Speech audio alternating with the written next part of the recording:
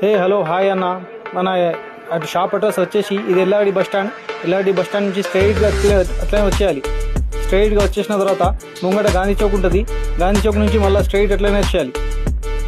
Straight వచ్చేసిన తర్వాత ఇది బాన్సోడా నిజాం సాగర్ రోడ్. ఇది స్ట్రైట్ గాంధీ చౌక్ నుంచి స్ట్రైట్ ఇట్లనే వచ్చేయాలి.